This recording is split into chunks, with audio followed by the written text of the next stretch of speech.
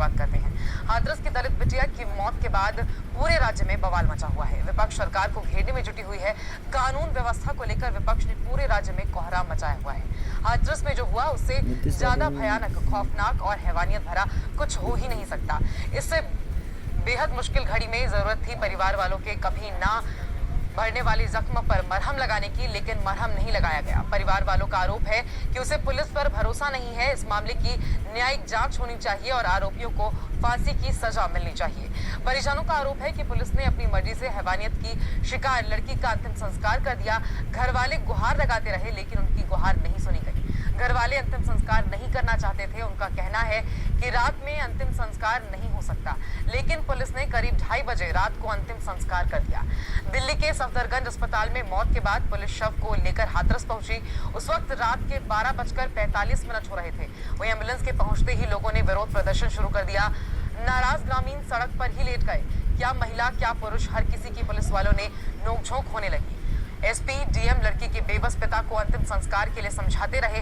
घर वालों की तो बस इतनी सी इच्छा थी कि वो अपनी बेटी का रीति रिवाज के साथ अंतिम संस्कार करें।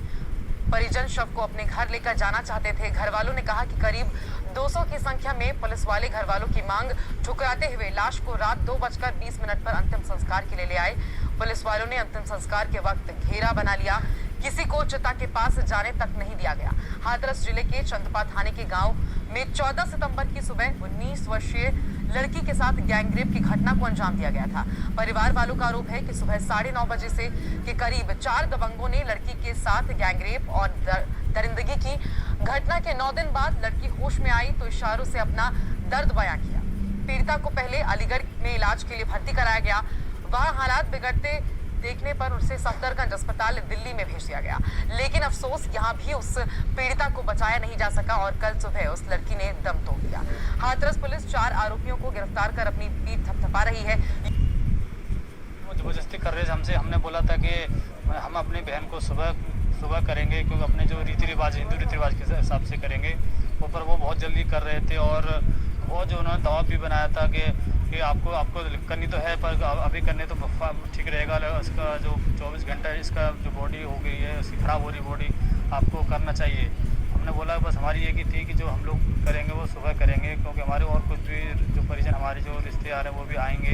एक पूरा यात्रा भी हो जाएगी उसकी। तो उन्होंने नहीं माना और हम जो हमारे जो लेडीज़ हैं उनको लाठीचार्ज भी कर रहे थे वो लोग, क्योंकि इन्होंने खुद ज़बरदस्ती लेके गए हैं यहाँ से। हम लोगों को डर है पुलिस वालों को, वो हमारे साथ ज़बरदस्ती कर रहे हैं। वो सरकार से हम यही कहेंगे कि हमें न्यायिक जांच होनी चाहिए। उत्तर प्रदेश सरकार से हमारा यही, और दोषियों को फांसी होनी चाहिए और सम्मान वापस चाहिए और सुरक्षा चाहिए। ये घटना बहुत दुखद है, दुर्भाग्यपूर्ण है और सरकार कठोर कार्रवाई करेगी। चारों लोग गिरफ्तार हो गए हैं, लेकिन उनको निश्चित तौर से सजा दिलाने के लिए कि फांसी हो ऐसे लोगों की, कि इस तरह की घटनाओं की पुनरावृत्ति न हो। बिल्कुल कार्रवाई होगी। ये जो गैंगरेप की घटना है, इतनी शर्मनाक घटना है, इसने निर्भया को भी मात कर दिया है। मैं ये कहना चाहता हूँ कि पहले तो इसको ये लोग फेक न्यूज़ कहते रहे, फेक है, बहुत दिनों तक इन्होंने ये चलाया। उसके बाद जब ये स्वीकार किया, उसके बाद इतना विलंब से वो उसके इलाज के लिए यहाँ दिल्ली लेके आए और इस पूरी प्रक्रिया में उसकी मौत हो गई। मैं ये भी कहना चाहता हूँ कि इतना संवेदनशील, इतना मानवता से जुड़ा हुआ ये प्रश्न था, सरकार इसमें बहुत लापरवाह रही है। दूसरी चीज़ ये मैं दोहराना चाहता हूँ, शुरू से हमारी राष्ट्रीय अध्यक्ष बहन मायावती जी दलितों पर हो रहे उत्पीड़न के मामले में प्रश्न उठाती रहीं, सलाह देती रहीं, पर सरकार ने कुछ नहीं सुना। और मैं ये भी कहना चाहूँगा कि प्रधानमंत्री जी उत्तर प्रदेश से सांसद हैं और योगी जी वहाँ के मुख्यमंत्री हैं।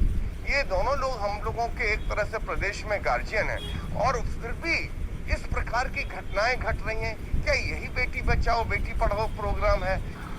उत्तर प्रदेश में एक और निर्भया का केस सामने आया है, बहुत ही हृदय विदारक है। ऐसा शर्मनाक, ऐसा निंदनीय केस मैं कह सकता हूं कि बहुत ऐसा है कि रूह कांप उठती है आदमी की। अपने आप में सरकार का प्रशासन, सरकार का इकबाल, पुलिस और प्रशासन की व्यवस्था पूरी तरह ध्वस्त हो गई है। उत्तर प्रदेश में न लॉ बचा है न ऑर्डर बचा है। और ये सिर्फ एक घटना नहीं है। आप अगर एनसीआरबी का डेटा देखें, जो भारत सरकार ने डेटा जारी किया है, उसके तहत भी हीनियस क्राइम अगेंस्ट विमेन में, क्राइम अगेंस्ट विमेन में, बाकी घटनाओं में उत्तर प्रदेश सबसे आगे भाजपा की सरकार में आके खड़ा हो गया। करेंगे रीति रिवाज पूरे से रस्मों से पूरी करेंगे, इस संस्कार को अंतिम विदाई है। पर उन्होंने नहीं माना, तो करना है तो अभी कर दीजिए और नहीं तो फिर हम अपने आप देख लेते हैं। फिर उन्होंने अब सारा प्रशासन था, डीएम एसडीएम सभी लोग थे, तो उन्होंने सभी दबदबा बना के अब रात को अंतिम संस्कार कर दिया। तो इनके ऊपर हो सकता है कोई पॉलिटिक्स दबाव हो या ये अपनी अपनी नौकरियां बचा रहे हों। मयंक वशिष्ठ हमारे संवाददाता हाथरस से हमारे साथ लाइव जुड़ चुके हैं। मयंक, हाथरस गैंगरेप पीड़िता की कल इलाज के दौरान सफदरगंज अस्पताल में मौत हो गई, जिसके बाद उसे हाथरस ले जाया गया। करीब रात के 12:45 पर वो हाथरस का शव पहुंचता है, जिसके बाद परिवार के लाख मना करने के बावजूद पुलिस जबरदस्ती उसका अंतिम संस्कार कर देती है। क्या कुछ जानकारी विस्तार से बताइए। ये रात को 12:30 था और ये ढाई बजे संस्कार हुआ है, लेकिन एसडीएम जो ज्वाइंट मजिस्ट्रेट साहब है और पुलिस प्रशासन ने भी इनका अंतिम संस्कार कर दिया। इसके बाद जो है इनके जो माता जी है और इनके परिवार वाले लोग हैं, इसको अंदर घर में बंद कर दिया गया था। लेकिन प्रशासन यहाँ पे ना तो किसी लोग को जाने दे रहा था और भी लोग यहाँ पे जो पहुंच रहे थे वो अंदर एंट्री नहीं हो रही थी। मयंक, एक के बाद एक ऐसी घटनाएं सामने आ रही हैं। उत्तर प्रदेश सरकार लगातार ये दावा करती है कि महिलाएं सुरक्षित हैं, घर से निकल सकती हैं रात में अकेले, लेकिन इसके बावजूद आखिर क्यों इस तरह की घटनाएं हर बार सामने आती हैं? और इस तरह की लापरवाही पुलिस के तरफ से भी सामने आ रही है। जिस तरह की जानकारी मिली है कि घटना के करीब 8 दिन बाद मामला दर्ज होता है और उसके बाद पुलिस आरोपियों को पकड़ने में भी लंबा वक्त लगा देती है। पुलिस जो उन्होंने जो 4 आरोपी पकड़े थे, उसके बाद में कई यहाँ के राजनीतिक संगठन यहाँ पे मौजूद रहे और उसके बाद में कुछ भीम आर्मी के लोग भी मौजूद रहे। उसके बाद में इन चारों लोगों को पकड़ा गया। लेकिन यहाँ पे जो फूलगड़ी वाला मामला था, तो परिवार के जो लोग संतुष्ट नहीं थे। यहाँ पे धरना प्रदर्शन भी हो रहे हैं हाथरस में और उसके बाद में भी बहुत कुछ हो रहा है, लेकिन यहाँ न पुलिस और प्रशासन परिवार वालों को नहीं कुछ जवाब दे पा रहा है। परिवार वाले अंदर बंद कर दिए गए हैं।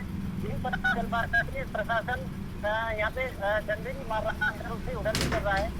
जी आपकी बिल्कुल मयंक, परिवार वालों को आहत करते हुए आखिर रात में ही क्यों लड़की के शव को जलाया गया? ऐसी क्या मजबूरी थी पुलिस की जो रात को ही जलाना पड़ा शव को, जबकि परिवार वाले चाहते थे कि पूरे रीति रिवाज के साथ बच्ची का शव जलाया जाए? लेकिन ऐसा क्या जरूरी पड़ गया कि रात में ही पुलिस ने शव का अंतिम संस्कार कर दिया? मेरा कि पुलिस को ऐसा लगता था कि यहाँ पे कुछ पथराव हो जाए, कुछ दंगा फसाद हो जाए। इस वजह से ये रात को 2:30 बजे ना बता के परिवार वालों को भी नहीं बताया, उसके दर्शन भी नहीं कराए लड़की को। और यह घटना यहाँ पे आए दिन पहले दिल्ली का मामला था, उसके बाद में हाथरस में भी घटना है और उसके बाद में यह घटना बार बार यहाँ के लोग जो इकट्ठा हो रहे हैं, यहाँ के बाल्मिक समाज के लोग हो रहे हैं, जुलूस भी निकाल रहे हैं। आज ये धरना प्रदर्शन है। बिल्कुल, आप मयंक वहाँ खुद हाथरस में मौजूद हैं, तो आपकी क्या पुलिस वालों से बात हुई है? क्या कुछ कह रहे हैं? किस तरह भी आगे ये पूरा केस बढ़ने जा रहा है? मेरठ के पुलिस वालों ने कहा है कि यहाँ पे हम तो अपनी पूरी तरह से कार्रवाई कर रहे हैं, लेकिन हमको नहीं लगता है कि ये पुलिस वाले कार्रवाई कर रहे हैं। यहाँ पे और भी लोग प्रशासन एसपी, एएसपी और ज्वाइंट मजिस्ट्रेट साहब भी मौजूद रहे हैं, लेकिन कुछ दिख नहीं रहा है यहाँ पे। बिल्कुल मयंक, क्या कोई सरकार की ओर से कोई मिलने पहुंचा परिवार वालों से? नहीं मीनाक्षी, परिवार वालों को सरकार की तरफ से कोई नहीं पहुंचा है। चलिए, बहुत बहुत शुक्रिया मयंक इस तमाम जानकारी को हम तक पहुंचाने के लिए।